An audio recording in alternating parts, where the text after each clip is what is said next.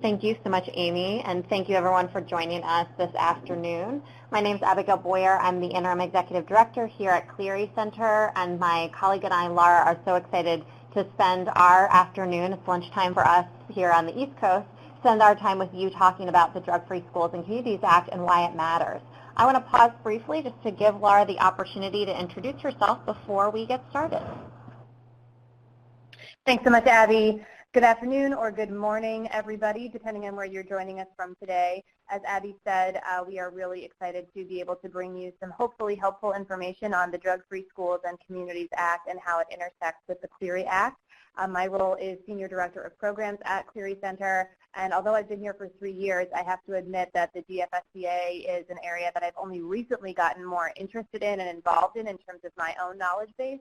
So it is kind of a nerdy, exciting webinar for both of us so that I can share with you what we've learned and what we know, and then we can hopefully really gain some clarity on what questions you all have and how we can best support you moving forward in this area. So thanks so much, Abby. Absolutely, thank you. And I think the great thing about this webinar is it's really a trend. You know, the reason we're talking about the Drug-Free Schools and Communities Act is it's a trend that we're seeing from the Department of Education and program reviews. So it's a good opportunity if some of you are looking at this webinar title and thinking, I'm not sure I actually know so much about that, and I am in a role that works with Clery. We're happy that you're taking the time to join us. You may be having a similar trajectory to what Laura described. Just a little bit on our organization. I know we see a lot of, I almost said familiar faces, but in this case it's familiar names on our list today for the webinar, so happy to have you back for those of you who work with us regularly or are members. For those of you who are not, Clery Center is a national nonprofit organization. We were founded by Connie and Howard Clery after the death of their daughter Jean in April of 1986 by another student who she didn't know.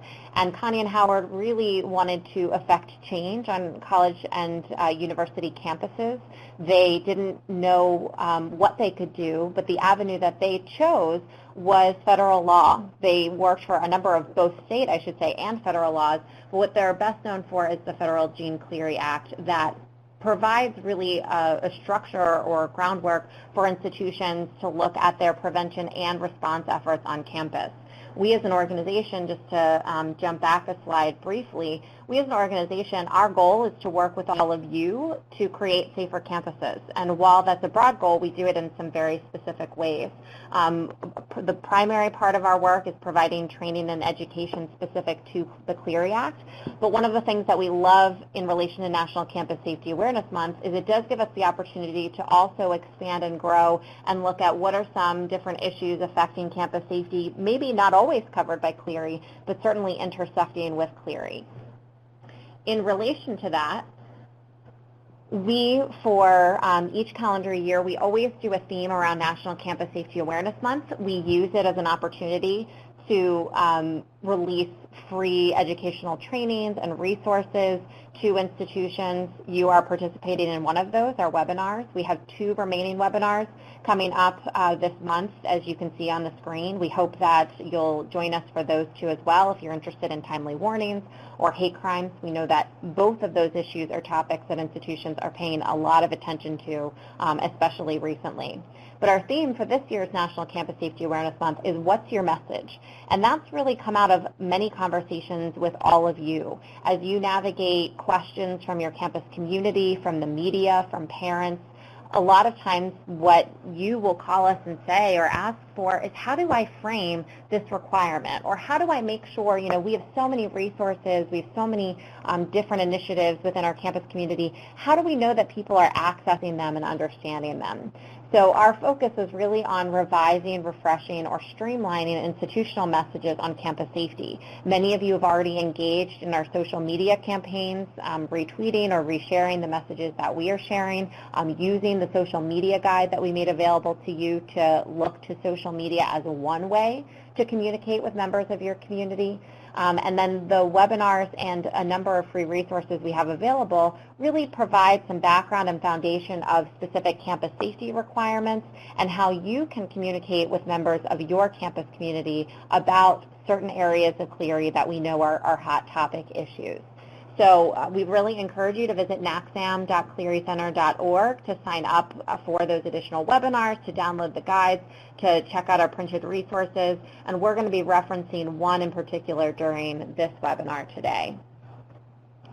We always like to start out by grounding the conversation, I should say, in some shared language, because what we find for our webinars is that a lot of times people will come in from different angles. So some of you are working, I know, are working with Clery every single day as a part of your core function at your institution. Others are campus partners. So maybe you're not even working in higher education, or maybe you do, but Clery isn't a primary part of your role. So we always like to just give some background information on terms or references that we'll make throughout the course of the webinar, just so that you don't feel lost or confused as we mention some of these things. So when we reference the Clery Act itself, we might reference the statute and the regulations. Those are, that's the law, so that's the information that we are given as colleges and universities on what we're required to do under the Clery Act and how to implement it. The Handbook for Campus Safety and Security Reporting is sub-regulatory guidance. So even though it's not the regulations themselves, it's a document that is created by the Department of Education to really unpack what their expectations would be in relation,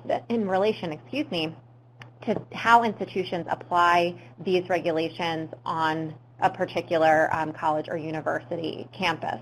That said, though, we know that there are going to be times in which your unique campus culture and some of the circumstances at your own institution is not going to be captured in the handbook or in the regulations, because it's one law that is meant to speak to over 5,000 institutions. So with that in mind, sometimes we may reference WESTAT, and WESTAT is a federal contractor who works on behalf of the Department of Education. Those of you who are in the process of organizing your statistics to submit to the Department of Ed, you know that you've received information from them to be able to log on and to submit those statistics in advance or soon after releasing your annual security report for this year. And so there may be times in which we would recommend reaching out to WESTAT because they are a federal contractor for Department of Ed. So when you have certain specific questions, it can be useful to send them an email or give them a call so that you can record some written documentation on what their recommendation was as to how the regulation can apply to your own campus. We'll certainly also answer questions based on our experience working with institutions, but there may be times in which we would recommend that as your best course of action. And then last but not least, we might reference ED program review findings.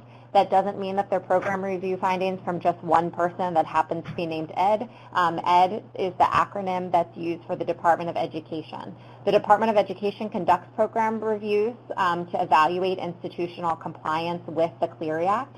And one of the things that we are seeing frequently in relation to those program reviews that's especially relevant for today's conversation are findings related to institutions' implementation of the requirements for the Drug-Free Schools and Communities Act. So we're going to talk about that tie a lot during today's webinar, but when we mention program reviews, what we're referencing is the Department of Education's analysis at an institution, or program review at an institution, as to whether or not a campus is in compliance with the requirements. So today's goals are to review each of the requirements that must be included within the institution's Drug and Alcohol Abuse Prevention Program, or DAAPP as we'll refer to it. We know that higher ed loves their acronyms. We're going to examine some tips and strategies for communicating about these requirements, either in the annual security report or in general.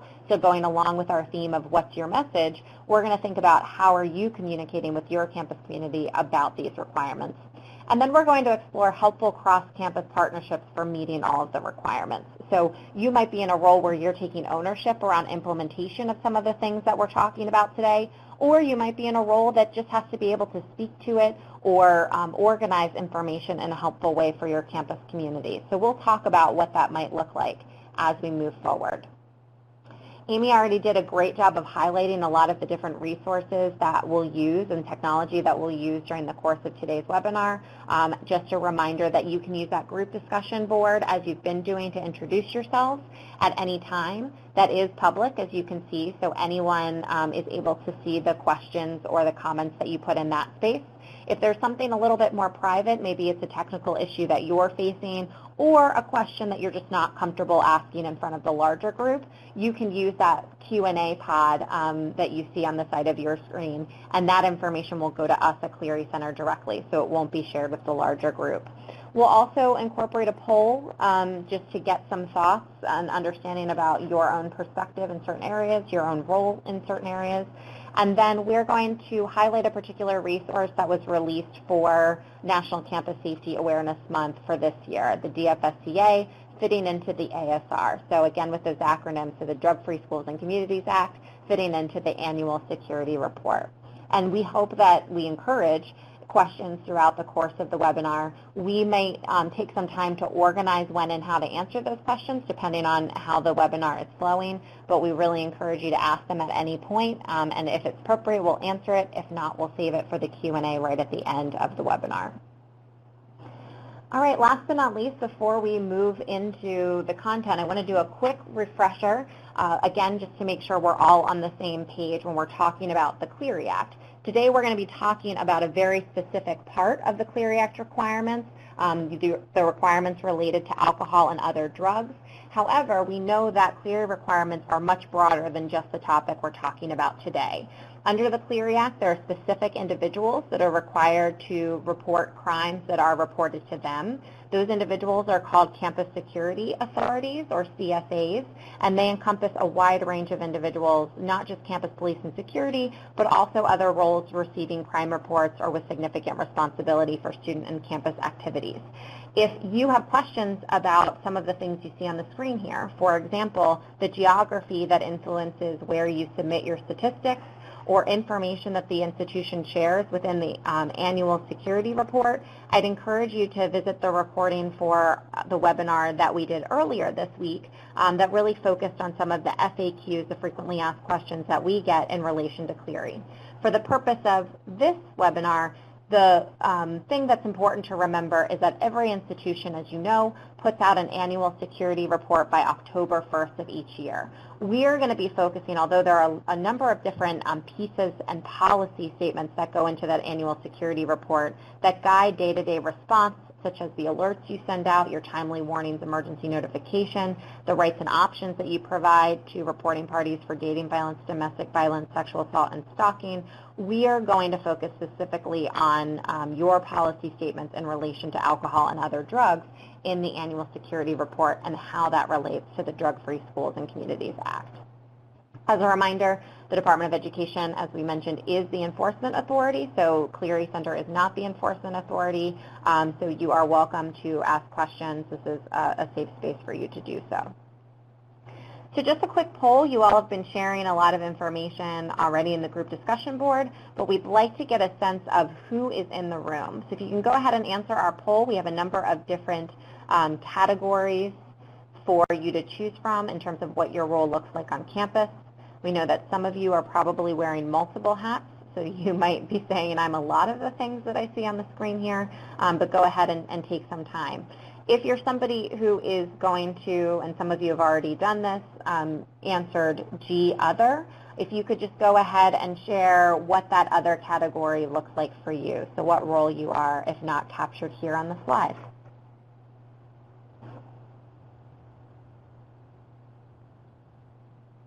Director of Financial Aid, great. Operations Director, Research and Records Manager.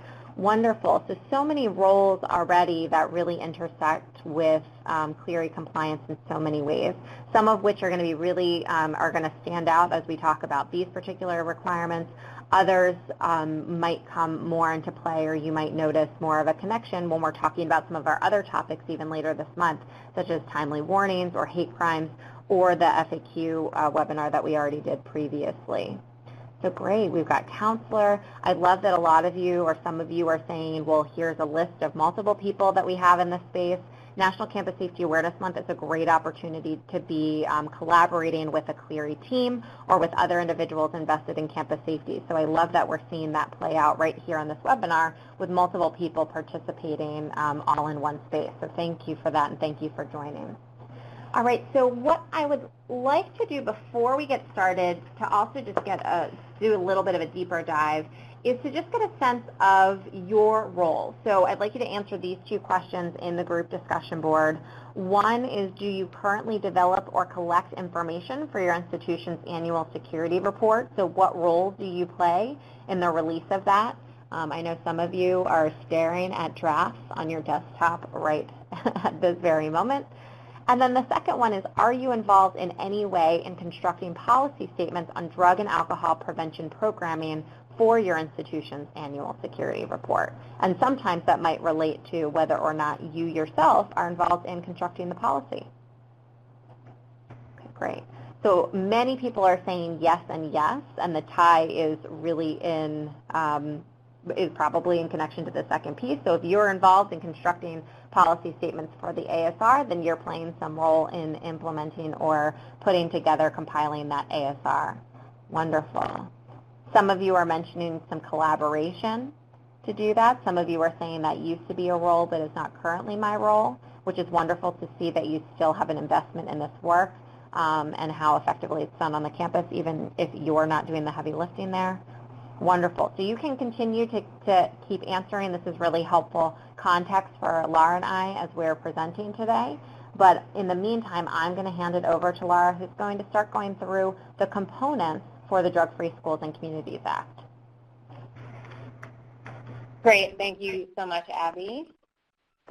So yes, as Abby said, I'm going to walk through what the requirements for the Drug-Free Schools and Communities Act are overall, and then how those intersect with the Clery Act.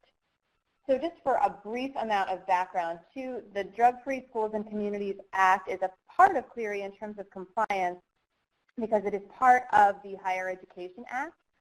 The language that we're going to be actually walking through today is part of Section 120A through E of the Higher Education Act, and we reference that in an upcoming slide. But overall, what the Drug-Free Schools and Communities Act requires are three things. One, that an institution has in place a drug and alcohol abuse prevention program, the components of which we are going to get into in a moment. But that is commonly referred to as a DAAPP. On top of that, an institution is required to notify its entire campus community annually of that DAAPP. So that might sound very familiar, just like you have to inform your campus community every year through your annual security report about the things that you're doing in compliance with the Clery Act. You also must notify your institution about what you are doing for drug and alcohol abuse prevention program work. And that's why there is a natural intersection between this notification and the Clery notification, but you can see how each have a very distinct and separate focus, and therefore the way you talk about these things, if you're going to talk about them together, does need to be intentional. And so we're going to walk through how we think you can best do that today. And then on top of those two pieces, DFSCA also requires that an institution conduct a biennial review of the effectiveness, essentially, of its DAAPP. And biennial means, and I look this up every time before I say it because it's a specific term that you just don't use all that often, but it does mean every other year. And I actually want to say that it might even be on such a schedule where it's every other even year, but that also might depend on when your institution started becoming aware that it needed to do that. So it is an every other year review of your institution's DAAPP. So to drill down a little bit more into what the DAAPP itself requires, so again, this is that Drug and Alcohol Abuse Prevention Program, which the Drug-Free Schools and Communities Act says institutions of higher education that receive federal funds need to have in place. What that needs to contain are the following components. So first, you need to talk through, as an institution, the standards of conduct that you have at your institution that clearly prohibit, at a minimum, the unlawful possession, use, or distribution of illicit drugs and alcohol by students and employees. So this means you basically need to describe what policies your institution has in place to talk through possession, use, and sale of drugs and alcohol. Now, note that it says at a minimum. So you could have policies or standards of conduct that go beyond those three areas. But at a minimum, you need to have policies in those three areas, and then you need to be communicating about those policies to your campus community at large. Can't emphasize enough that this is about students and employees as well. So we all are probably very familiar talking about this from a student lens. Students are very familiar with, or very soon become familiar with, the alcohol and drug policies at your institution. But this is also an expectation that you have policies in place on possession, use, and sale of illicit drugs and alcohol as it pertains to employees rather as well. On top of that, you would then need to include information on the applicable legal sanctions under federal, state, and local laws for the unlawful possession or distribution of illicit drugs and alcohol. So you're basically sharing both your campus standards of conduct and then the possible legal risks or implications that somebody could face in their local, state, and then ultimately federal communities when they violate some of those local, state, or federal laws around possession or distribution of drugs and alcohol. Additionally, you need to describe the health risks associated with the abuse of alcohol or use of illicit drugs. Now, this is an area where I see institutions use a lot of language around providing the actual schedule of drug information that is put out by the DEA. So this includes information on, what drugs are risky to use and why, and then how the DEA makes those assessments, and in the language they use is, they create schedules of drugs so that each type of drug is ranked as a certain level of severity. Schedule 1 drugs, being the most harmful or risky and therefore incur the most severe penalties if they are used or abused or sold. So you would want to include that information in your DAAPP. On top of that, you also want to include a list of drug and alcohol abuse prevention programs that are available to students and employees, both on campus and in your local community. So these could be counseling options, treatment or rehabilitation options, ways that somebody would be able to re-enter the community. So that would be the rehabilitation part of that as well. And then there also might be institutional programs that permit somebody to then re-enter the campus community either as a student or in an employee role.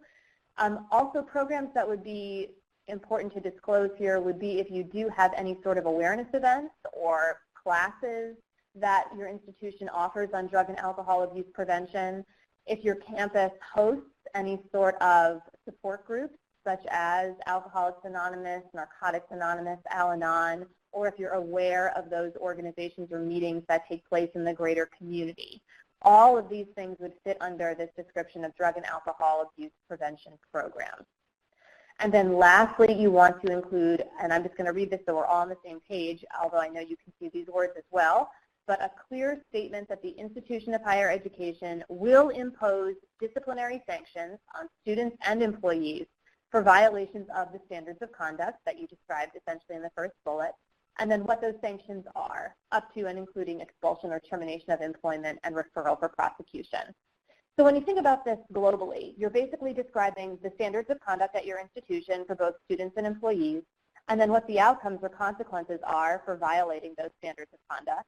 Then you're taking that to a bigger picture level and you're describing the applicable legal sanctions or risks that somebody would encounter at both the local, state, and federal level should they also engage in possession or distribution of drugs or alcohol illegally. And then a description of what risks somebody would be encountering should they use or abuse alcohol or drugs. And then what programs exist on the campus and in the local community to support somebody that is possibly dealing with abuse or addiction concerns or has a friend or family member who is going through those pieces. So that is what the DAAPP requires, okay? So on the next couple of slides, we're going to walk through what Clery requires you disclose at a minimum in your annual security report in relation to substance abuse prevention programs. So you'll see there are some similarities, and then there are some pieces that are slightly different.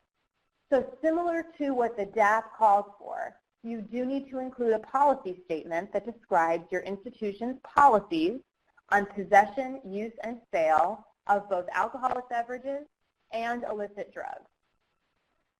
So that would be for students and employees, but you want to include a statement on the existing policies in place for if somebody possesses, uses, or sells alcohol or illicit drugs in an improper way. You also want to speak to what your institution's policies are regarding the enforcement of state underage drinking laws and federal and state drug laws. And I can even back up for one more level too in case this is something that not everybody is familiar with. But when we use the term policy statement in reference to an annual security report, that is the language of the Clery Act when it talks about all of the different policy statements that are required in your ASR. And a policy statement is essentially a summary or a snapshot of an existing policy or procedure on your campus. The regulations very clearly ask for statements of policy in certain areas as opposed to just a description of procedures in certain areas.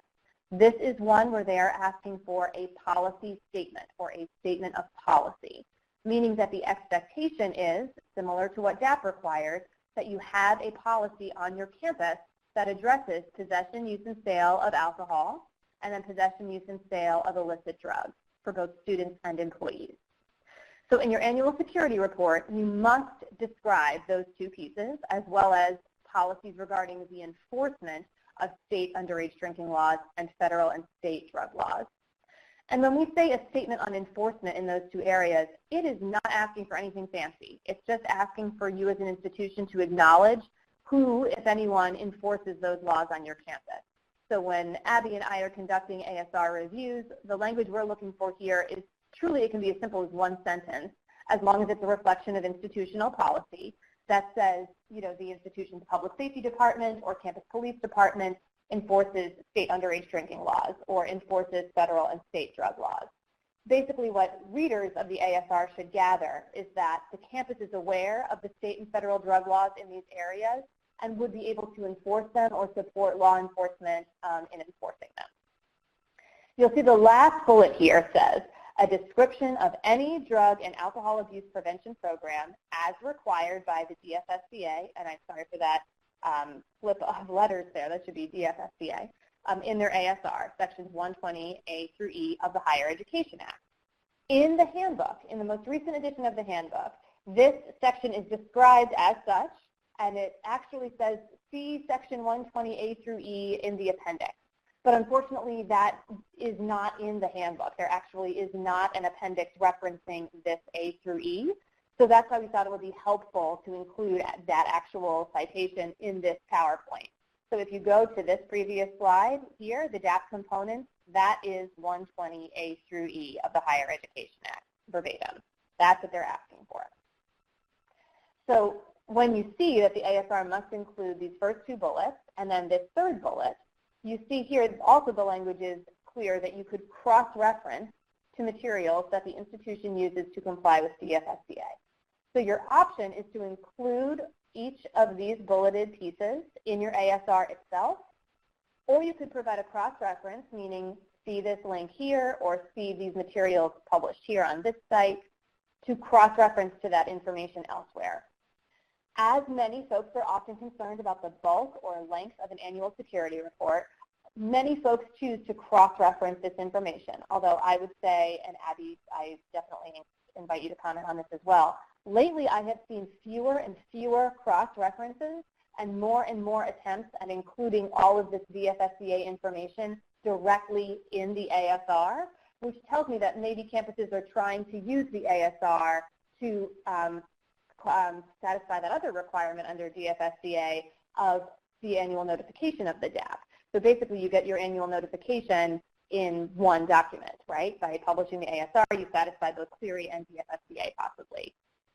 But you'll see how cross-referencing is not just that simple or that easy because you have to ensure that whatever you're cross-referencing to accurately contains each of those pieces that we just referenced. So to break it down even further, in order to fully comply with Clery, you must have either, in addition to the two bullet points here, the first two, you cannot cross-reference the policy statements on possession, use, and sale or enforcement of state or federal laws. We want to just be clear with that. You cannot cross-reference for those pieces. So that needs to be in your ASR no matter what. But in terms of the prevention programs, here, you have two choices. You can contain all of those DAAPP components and include all of them in your ASR directly, or you can cross-reference. So that means either a URL or other sort of language that would direct readers to other materials that the institution uses to comply with DFSCA. but it must still contain all of those elements. So you can see how right away, if you're the person that's putting together your annual security report, you can see how critical it is to, at minimum, be having an open line of communication with those that conduct your drug and alcohol abuse prevention programs or are aware of what offerings exist, so that you can have the most accurate information either in your annual security report or in those cross-reference materials. We want to say this, we cannot say it enough, that the prevention programming is the only area that can be cross-referenced in an ASR in total. So this is the one place where if you are concerned about bulk or length or just having a lot of information that folks might be confused by, we recommend taking advantage of the fact that you can cross-reference, but this is truly the only place where you can do that. So you want to make sure that you're not cross-referencing for other Clery Act policy statement requirements or description requirements. But if you wanted to, you certainly could when it comes to substance abuse prevention programming. So I'm actually going to toss it back to Abby for a moment to talk a little bit further about promising practices. But before we get into that, I would love to invite the audience, if you have any questions about anything we just went over in terms of what is required under the DFSCA and what is required under Clery in terms of information you must reference or include. Please let us know if you have any of those questions now. We'd be happy to answer them before we start talking about promising practices. Some of the promising practices might answer or address some of those questions, and we're happy to note that as well. But I do want to make sure that we are answering any questions that folks have now before we move further. So one of the questions I'm seeing come through is, these drug and alcohol policy statements are the same from the Code of Student Conduct, so is this as simple as a copy and paste to the DAAPP or to your ASR? So it very well could be, as long as your copy and paste is touching on specifically and clearly possession, use, and distribution of alcohol and illicit drugs. Abby and I both, I think, stand on the same leg with this, so correct me if I'm wrong, Abby, but I am always hesitant to advise campuses to simply copy and paste any policy into an ASR, because the intention of the ASR is to be that snapshot, that summary. So since this is only speaking to very specific aspects of your alcohol and drug policy, copying and pasting something like that from your student conduct or employee handbook could cause more confusion than help, because it might have a lot of superfluous information that does not need to be in your ASR. But in terms of, like, do you need to construct something new from scratch in terms of language? No, not necessarily. It definitely might be pulling the same language or information as is already published in your student conduct or employee handbook. But again, you want to be clear. Your institution is required to publish this information already as part of its annual notification of its DAAPP, and then we need to include that information in your ASR as well. So some campuses might satisfy both of those pieces by publishing everything in an ASR. Some campuses might choose to draw attention to drug and alcohol abuse pieces by publishing a separate document just on all of those things. Either is permissible, but there are some areas where you can cross-reference, as we're trying to highlight today. Another question that came through said, can you put some information like prevention programs into the ASR, but cross-reference other information? So this is a great question. I would say, yeah, you absolutely can, as long as you're being clear on what you are cross-referencing to. So for, from an evaluation or compliance standpoint, if I'm looking at your ASR, I want to be clear when I see a link that you're linking me to the pieces that you need to have in your ASR satisfy Clery in this piece. So if you do include some information on prevention programs and then include language for a reader that says, for a full description of what the DFSCA requires, which is these components, and then list out what A through E is, click here, that would be super helpful for somebody that is a reader or somebody that's evaluating if your ASR is fully meeting requirements of Clery. Excuse me. I see a question coming through. What if you do not have on-campus housing? Does this still have to be included? Abby, as always, I invite you to correct me if I am wrong here. But yeah, this is not a requirement that is connected to on-campus student housing. The Drug-Free Schools and Communities Act information needs to be a part of your ASR regardless, just as the information on possession, use, and sale of alcohol and drug information needs to be in your annual security report regardless. Another question coming through, oh sorry, and Abby also just included another great document to reference as you are thinking through organizing your information is the link that she's included in the group discussion pod. You might be saying to yourself, but this was published in 2006. That is correct. That is the most recent publication of guidance from the Department of Education on complying with the DFSCA. So please use and reference that document. It is extremely helpful. I see somebody else is saying, I'm seeing my DAAPP to be more like a term paper summarizing federal, local, state law. Do you recommend graphs instead?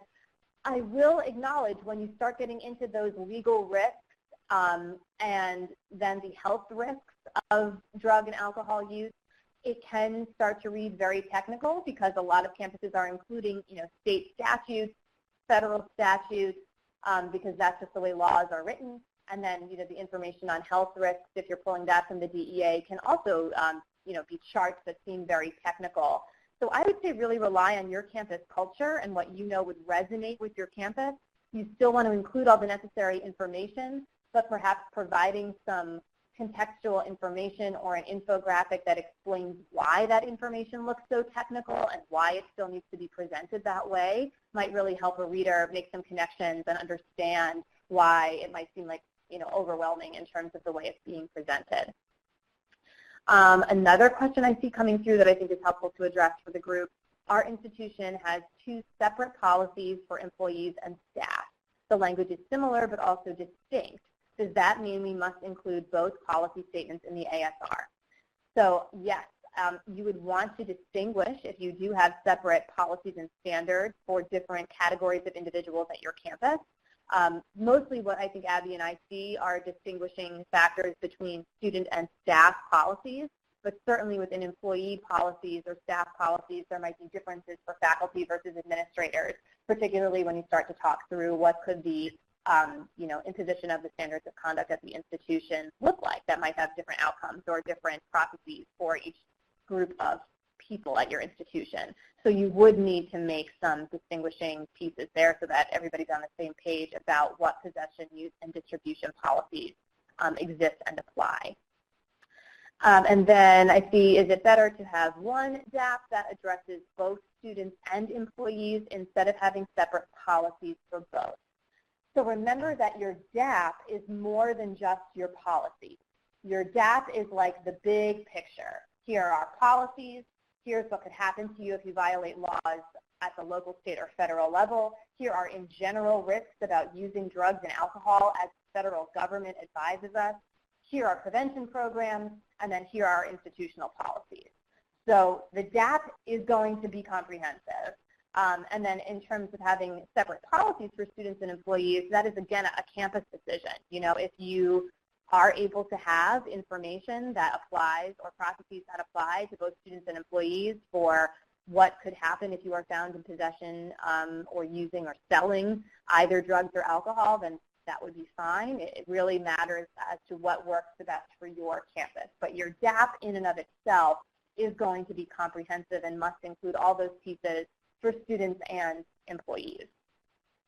So at this point, I think I'll take a break and switch it back over to Abby so that you can ask so that you can talk us through some of the promising practices to deal with complying with both of these pieces and the intersections here. But we will definitely continue to address questions throughout, so feel free to have them keep coming through. Abby, take it away. Thank you so much, and hopefully you can take a breath and a drink of water because that was a lot of really wonderful information. Just want to follow up on a couple of things that Laura just said in case it's helpful. She raised that this information is being shared beyond just on-campus student housing, and one of the reasons for that is institutions that receive federal funds or financial assistance are required to develop and implement a program related to possession, use, and sale and all the different elements that Laura talked about, essentially for alcohol and other drugs.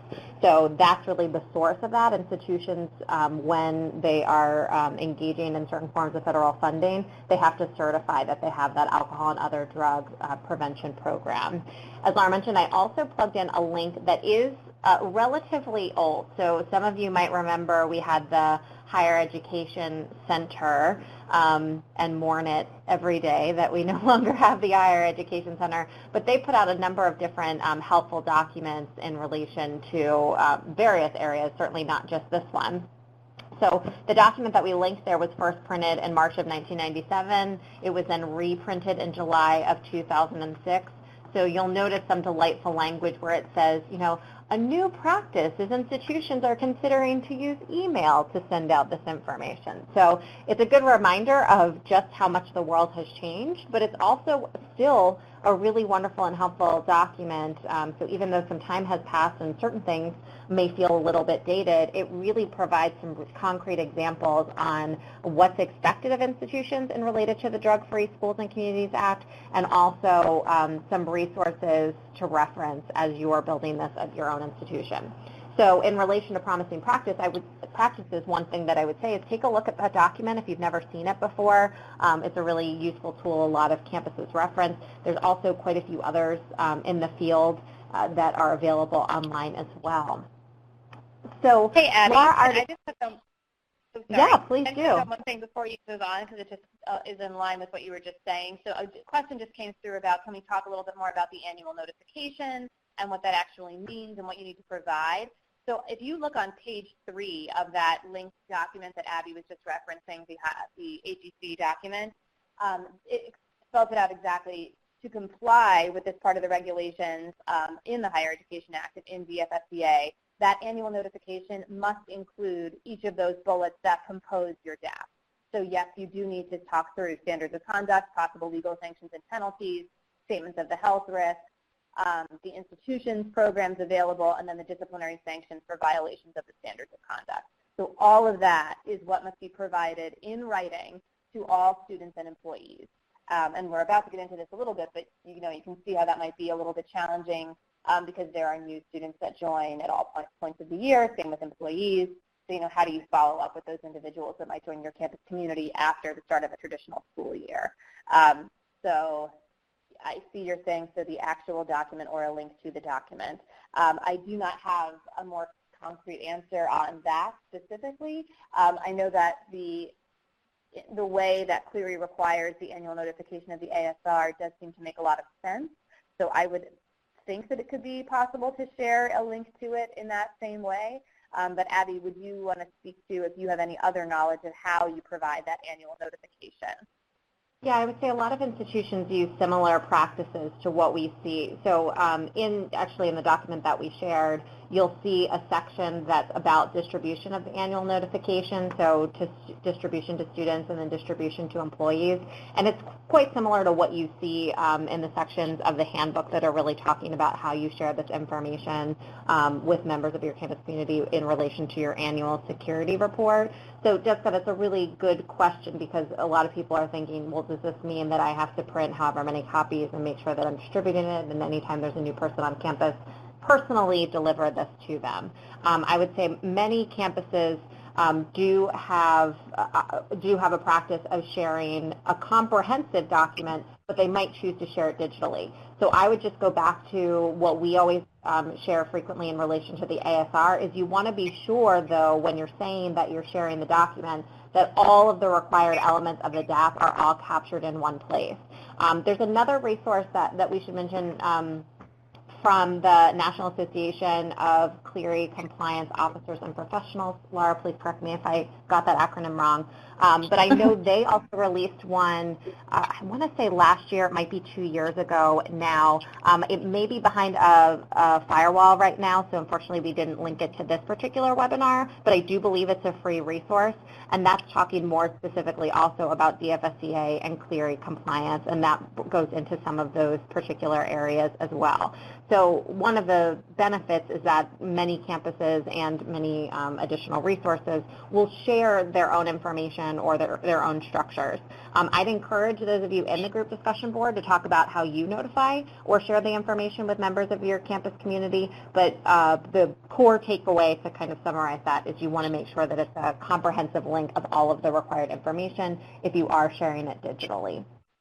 So this first one in promising practices may seem like it's kind of obvious, but at the same time, this is something that we're running into when we do ASR reviews with our members, because the Department of Education does say you're allowed to cross-reference in relation to specific pieces of the DAAPP, but there are also specific elements, like Laura just eloquently described, that have to be in the ASR itself. So you want to make sure that you're taking some time to look at what information is currently in your annual security report, and does the information in the annual security report meet all of the elements that Laura described, either that you're including everything that would be included in the DAAPP, or that you have that specific information about possession, use, and sale, and who enforces, and then you're cross-referencing to the DAAPP.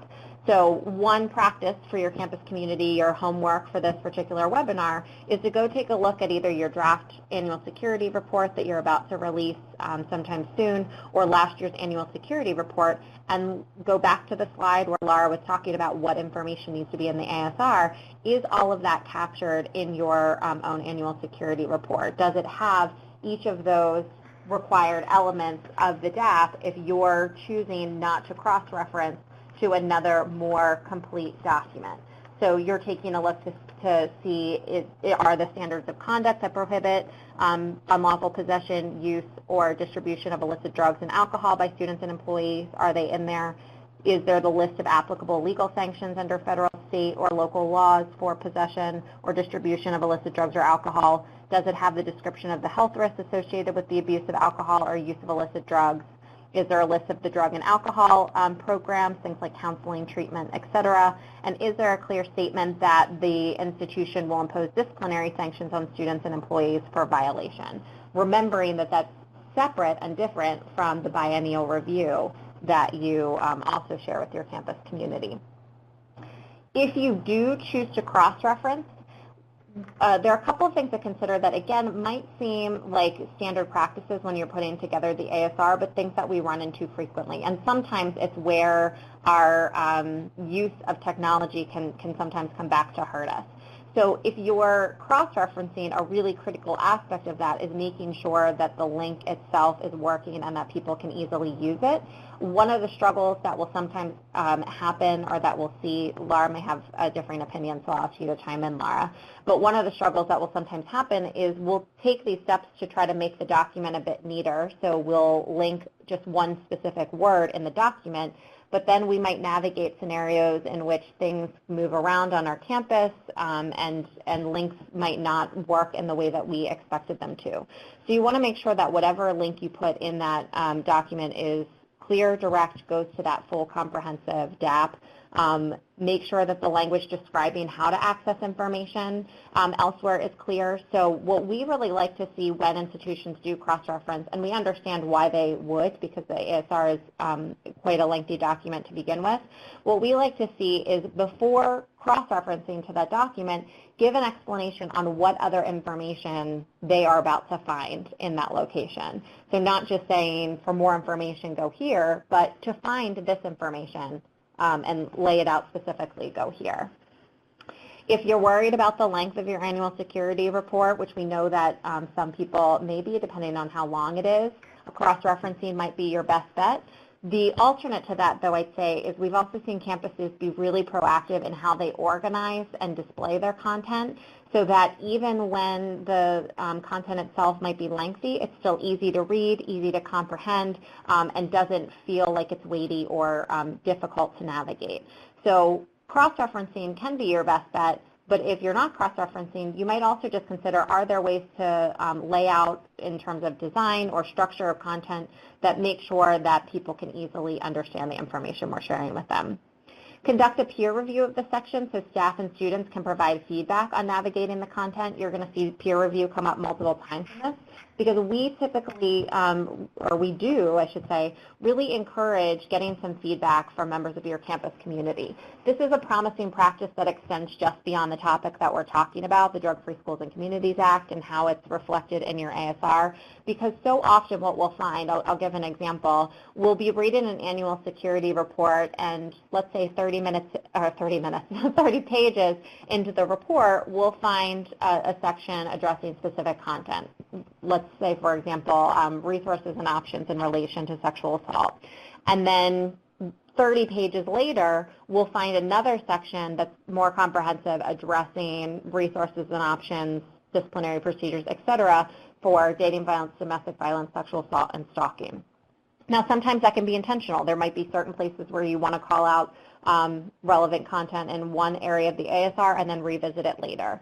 But what we are encouraging you to do is think about, is there an intentional process to both bringing and putting together the ASR and making sure that as we update information, as we expand on information, that it is easy to understand and easy to use. So having a peer review can be really helpful because you're in the weeds, many of you, you're in the weeds with this stuff every single day. So having other students or having students or other employees take a look at the content, they can help flag for you whether or not things are difficult for them to read or navigate, or things that you thought were straightforward to understand really aren't coming across that way. This is a place, too, where we often talk about collaboration, the importance of a Clery compliance team. One thing to ask yourself is, are there individuals who are responsible for either putting together this information involved in prevention related to alcohol and other drugs? Are they represented in our Clery compliance team or working with us in relation to developing the annual security report? So looking and working with those partners or considering those partners, the first thing you want to do is identify who on campus conducts drug and alcohol prevention programs and who's responsible for constructing and distributing the DAAPP. So that could be an alcohol and other drugs prevention coordinator. It could be somebody in student affairs or in health services. That looks different to every campus, especially because every campus is different in size and structure and resources.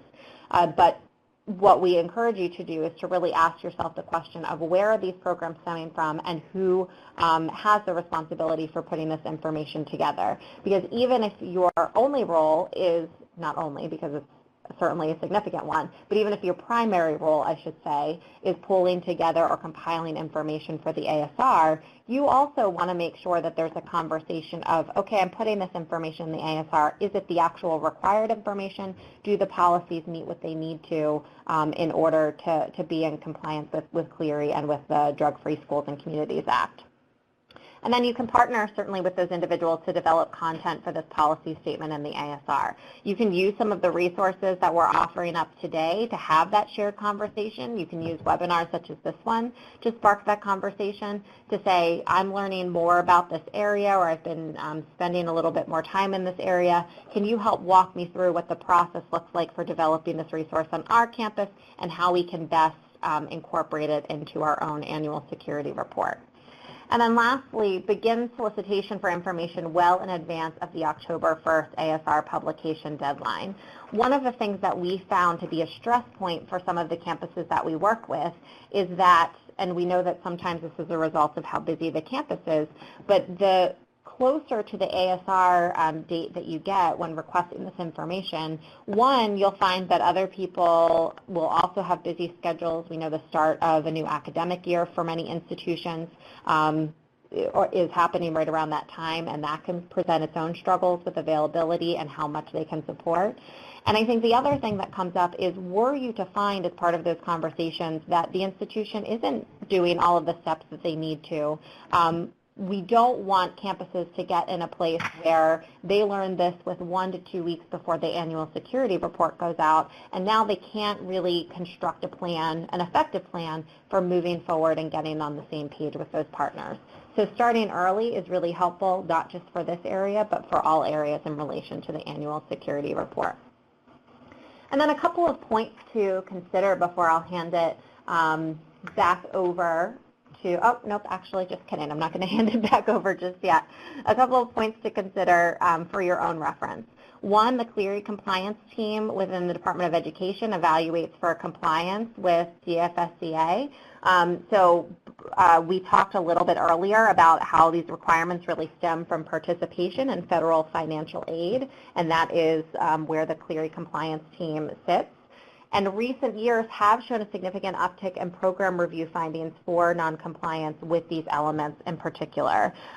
Program reviews, we know, can be a source of fear or concern for a lot of individuals.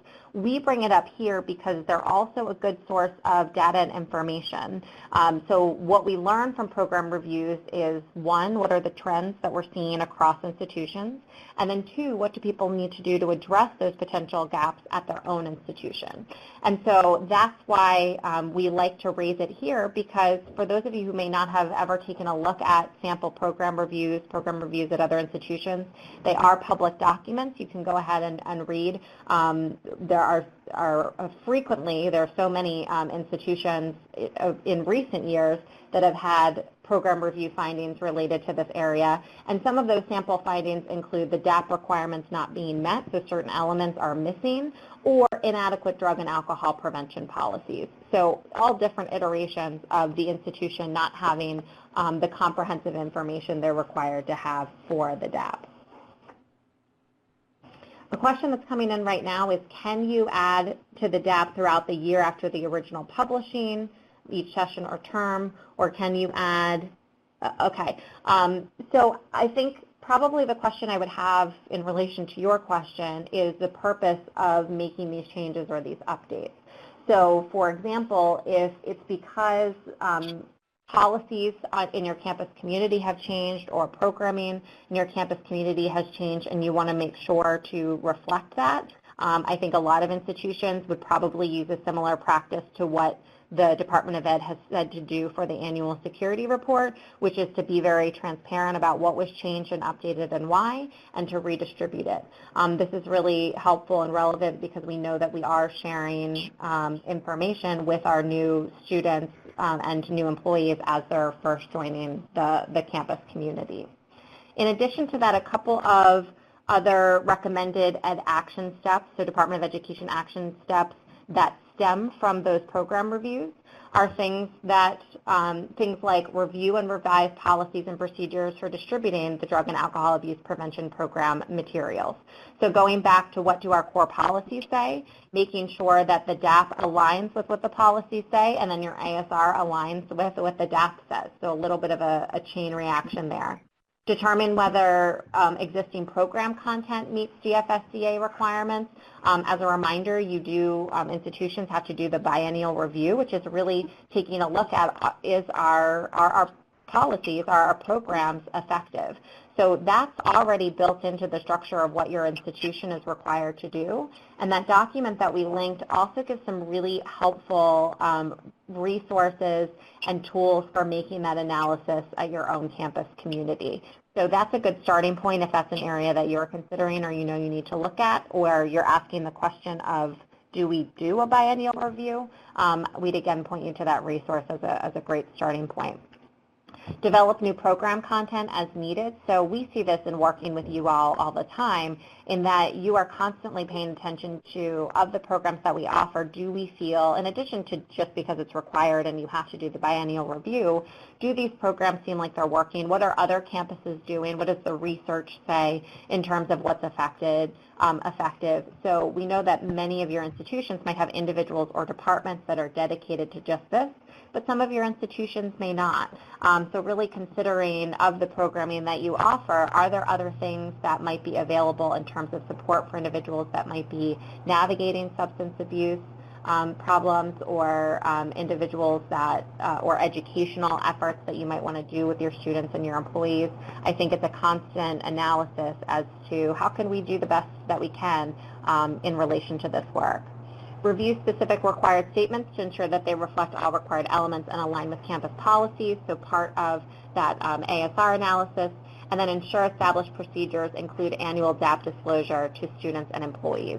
So making sure not only are we creating this document, but then what are our procedures for making sure that those individuals receive the information. Also identify individuals. Yes, go ahead. Oh, sorry, I'm just going to pause you for a minute, one, to maybe give you a little bit of a break from speaking also. But I just wanted to draw attention to a question that we did receive An individual asked about, I guess one of us maybe made a reference to the fact that there is a requirement that you publish the biennial review to share with the greater campus community, and that is not technically a requirement, so if I said that, I apologize. But the requirement is only that you conduct the biennial review and that you maintain the results of that on file. You could certainly choose to share that with the campus community, but it is not a requirement that you publish the results of the biennial review.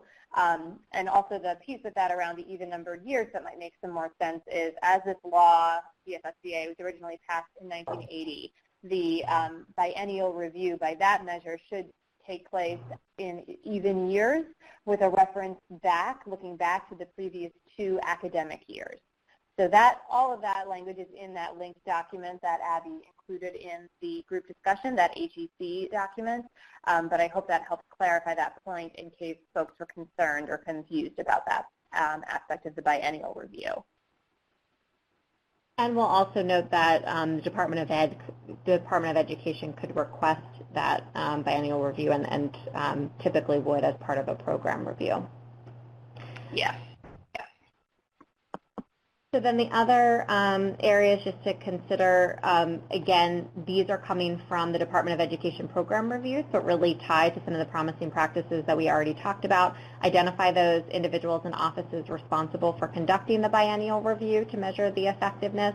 Typically, I would say in our experience, but Laura, let me know if you disagree, it's normally the same individuals or roles or departments. So whoever's creating the DAAPP, it's likely that they're going to be doing the biennial review because they're the ones who are most familiar and working with the programs and policies that you're describing. Review or establish policies and procedures for conducting the biennial review in a timely manner and document the reviews, and then review the research methods and data analysis tools used to determine the effectiveness of programs and consistency of the institution's enforcement strategy. So this kind of ties to broader recommendations we have around prevention programming, which is just a little reminder that even though you may be doing this work every single day, you might have individuals on your campus who have skill sets in evaluation or assessment, even if they don't necessarily have the background that you might or that colleagues do around alcohol and other drugs, or we could extend it to another, various other prevention topics, hazing, sexual assault, etc. And the reason that I raise that is sometimes there are people within your community that can work with you to help support the requirements that you need to meet as an institution, not necessarily because they're in the department or it's on their radar, but because they do have skills in things like evaluation and assessment. And you might be able to work with them to figure out, well, what's the best way, you know what program you want to implement, or what structures you're looking to implement, but they have the expertise or they can lend some expertise on assessment. So it really depends on your own individual background or what subject matter expertise is available within your campus community. But I think it's just a helpful reminder that sometimes support and resources, using kind of the broadest sense of the word of resources, can come from so many different parts of your campus community. So now I'm going to hand it over to Laura, who's going to share a little bit about the resource that we shared today in addition to the slides. Great. Thank you so much, Abby. So yeah, if we all just want to take a look at the linked document fitting into the ASR that is also included in the Files tab that's on your screen, this is just our hopefully helpful document that breaks down everything that we were just talking about today throughout the webinar.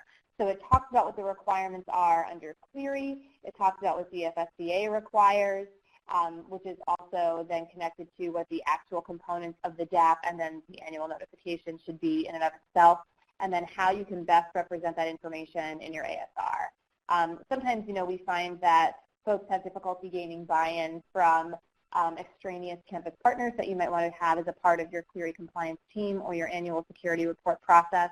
So hopefully this document is one that maybe helps bridge some of those knowledge gaps that exist at your institution as to why you're asking some folks to join that committee, or why you need support from that office, or why you want to support that office in their work or be involved in their work. We hope that this gives some credence to those pieces and helps reference why there are some connections between Clery and DFSCA, And then again, just can't stress enough, the thing you can't cross-reference is those policy statements on possession, use, and sale, and then enforcement of state and federal or local laws. So we hope this is, again, a tool that, aligned with our theme this year, helps you rethink about what message you're currently sending to your campus community about drug and alcohol abuse prevention programs, both under Clery and under your DFSCA requirements. And how do you explain that these laws are connected to both campus partners that are in part of crafting the language for your ASR or developing programming, or how you're explaining these pieces to your students and fellow employees? We just really hope that folks have a clear understanding of those things. And we actually found this to be a helpful tool just to create internally for us as well. So hopefully a reference point that you can use again and again, both for yourself or for those that you work with in providing resources for Clery compliance. Abby, would you add anything on about the tool before we move to some more questions? No, other than that, we appreciate that some of you have already indicated that it seems to be helpful, so we're glad to hear it. Great, awesome. So now we actually do have some time here to talk through questions that folks might have. We wanted to build in some extra time to this webinar to make sure that we did answer any, because we know this is, again, as Abby was saying earlier, an area that the Department of Education really is looking into a little bit more intently of late in recent program reviews, because it is an area that just has not had a lot of detailed oversight until recently, in the past 5 to 6 years per se. So if anybody has questions, please feel free to submit them. We are happy to answer them for the group. I do see one that comes in, I'm so sorry, I have not had my lunch yet, that just came in that says a description of health risks. Are we able to discuss the top 5 drugs? Is there a certain number? In terms of what you should talk about through health risks, again, I would direct you to that linked resource that Abby was referencing earlier, the HEC resource. I don't believe there is any limit on what you need to talk through, but there is some ideas about things that you might cover in that section. And they really just talk about like AOD or alcohol and other drug risks. And some of that information is already packaged for you in resources that the DEA publishes, but I'm really just reading page 8 from that Higher Education Center resource that talks through some things that you could include, or some campuses have used a chart that shows for each prohibited class of substances, which would be narcotics, depressants, stimulants, hallucinogens, cannabis, alcohol, and tobacco, the following information: the risk of dependence, possible short-term effects, possible long-term effects, the effects of overdose. So again, this is just pulling right from page 8 of that HEC document that we linked. And we keep referencing this again because, like we said a couple of times already, this is one of the most comprehensive guides for how to comply with DFSCA, despite its publication date of 2006. So there has not been anything published more recently that addresses these pieces. So this is what we use, this is what the handbook would essentially advise folks to use in complying with this aspect. So I hope that helps to answer that question. Another question here says the requirement says annual notification, but what about students or employees who join the institution after the annual notification? So exactly, so that is the exact concern here. It does say an annual notification to all students and employees. So the point is, yes, exactly, if students or employees join your community after you've put out the annual notification, what are you to do? And so this is an area that actually the Department of Education has addressed in some of the program reviews and findings, saying that campuses inadequately notified campus community members of this annual notification because they weren't thinking about things like transfer students or people that joined the campus community as an employee after the annual notification was sent out. So, I would advise to really think creatively about, so I guess to answer the first part of your question, yes, there is an obligation to make sure that those that are current students and employees, no matter when they join your campus, receive this annual notification. So what that could look like is ensuring that in the process by which they join your campus community, this information is a part of that onboarding or welcome. So when a new student joins, when they register for classes, when a new employee has to go through some sort of HR training or orientation, this information could be included as a part of that process. What some campuses do, I know, is just follow up at multiple points throughout the year, so whether that's once a semester or once a quarter, and reissues the information as just like a closing the gap piece there. But yes, that is the expectation, that you would ultimately allow, inform other people or current students of that notification. I see another question that came through here saying, any guidance or tips for a 100% online school? So my brain goes to 4 different places with that question. So one piece is, if you're thinking from a Clery perspective, what I would encourage, or what we could maybe even talk about offline, is if you are truly 100% online and you have no physical footprint, then you do not have a requirement to comply with Clery, as the handbook states in the beginning of the handbook. But if you are not, fully 100% online, if you do have some physical footprint, or if you're just thinking about how you are required to comply with DFSCA, regardless, I actually am not as well-versed in, or well-versed enough in DFSCA to know the answer to how this applies to an online campus. I would assume in terms of information sharing, it would be the same. You are still going to have policies on drug and alcohol use for students and employees. You'll still be able to connect them or inform them about resources, et cetera. And then the annual notification would probably actually function the same way as it would for a traditional campus with a footprint. But Abby, would you add anything else on to that? No, I was just going to say, I'm actually not familiar because we don't typically get that type of question, so I'm actually unsure as to, my understanding is that it would still apply, but I can't say that 100%. So right. We'll follow up on that. Sure. Yeah, DFSCA, correct. Yeah. Okay. I see another question that's coming through saying, I'm guessing page 15 is the number of the ATC document that is being referenced, I hope. So it says the institution of higher education president, if not personally involved, should have a representative at all meetings. The president should sign and approve the final report. Who is actually doing this? Meaning, is this a question for other participants on the campus? Like what roles are actually involved in ensuring that a DAAPP is compliant, et cetera? Because that's a great question. I would love to know that too. Like what types of roles are responsible for this on all the campuses that are present? Are IAT presidents on their campuses signing a DAAPP? I believe the expectation, is that they are similar to Clery compliance. So whether campuses recognize this or not, presidents of higher education institutions are required when they accept federal funds under Title IV to sign a promissory agreement of sorts, et cetera, that acknowledges that they understand, amongst many other things, the requirements of the Clery Act and ensures that their institution is going to fully comply with those. So in that same vein, I do not think it is out of the question for a president to be involved in recognizing that an institution's DFSCA requirements require the same level of commitment or recognition, particularly for the biennial review as well.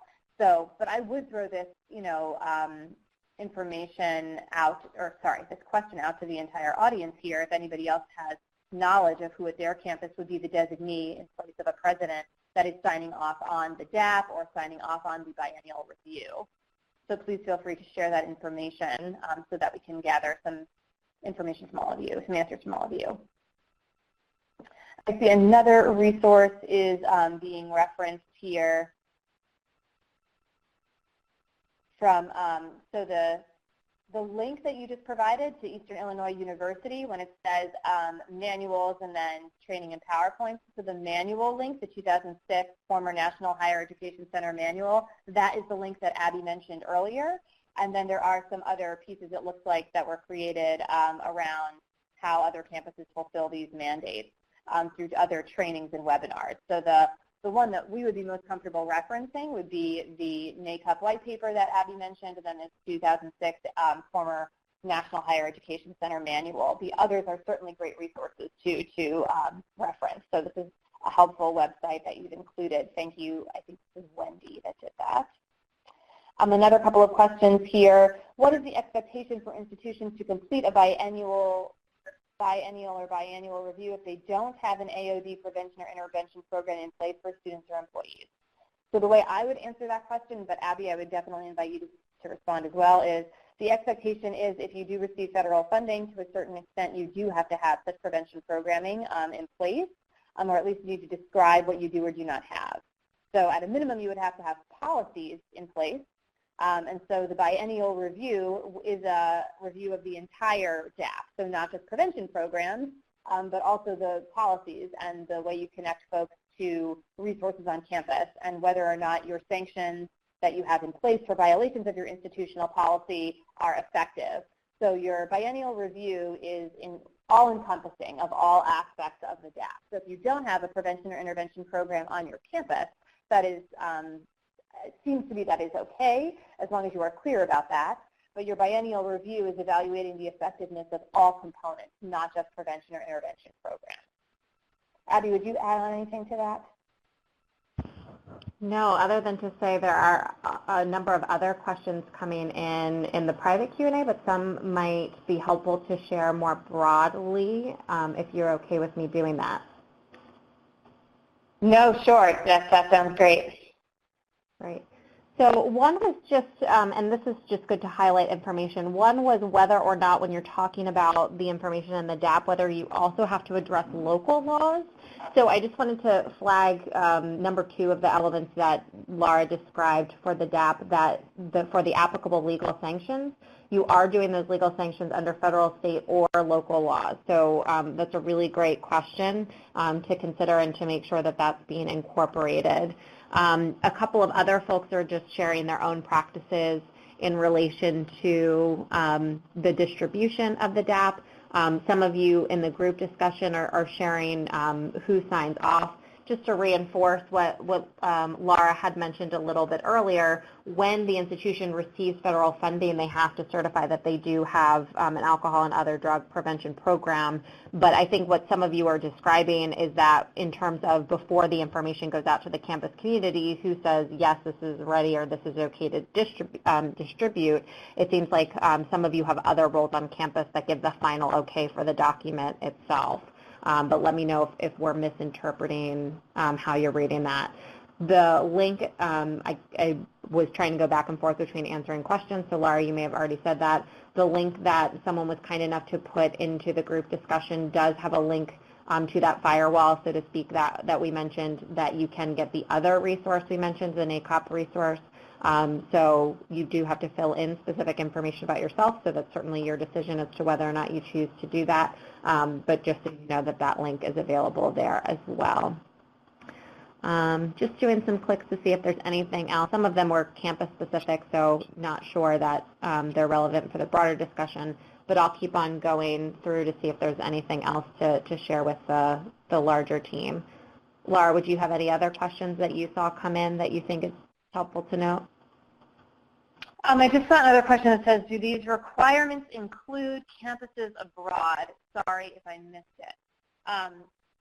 I would want a little bit more context for what you mean by campuses abroad. If you mean completely foreign campuses, no, these are requirements for campuses that receive federal funding under the department. And so similar to Clery, if you are a completely foreign institution, no, but if you are a separate campus of a U.S. institution that happens to be located abroad, you are fully expected to comply with all aspects of Clery. So from a Clery lens, you need to at least have the information in your annual security report on possession, use, and sale policies, the enforcement of state or federal laws, and then a description of your substance abuse prevention programs, or a link to the information you use to comply with DFSCA. So I guess this possibly goes back to the question that you're getting at is, do we have to have alcohol and drug education and prevention programs for our campuses that exist abroad? And so my understanding is, at a minimum, you would have to have education and prevention information for them that they would be able to access and use. I don't know if you need to actively have a prevention class or something like that on at your foreign campus, but you very well could and might. So Abby, I'd like you to support, I guess, talk through, I understand the question is, study abroad programs and all of those pieces.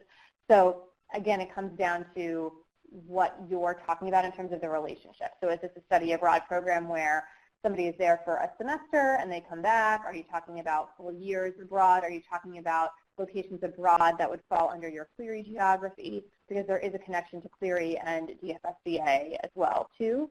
Abby, would you add anything to that or specify anything else that I'm not touching on? I think probably some of the things you're hearing us verbally unpack is there are specific things that are going to come into play from just a Clery perspective when you're making this analysis. So I'll do kind of like a brief overview of kind of why we're processing this on maybe like 5 different levels. And some of you are very familiar with this because you navigate it with your own campus. But from a Clery perspective, locations abroad can fall into different types of different types of geography. So some locations abroad are part of your non-campus locations for Clery purposes, whereas some institutions have fully separate locations abroad.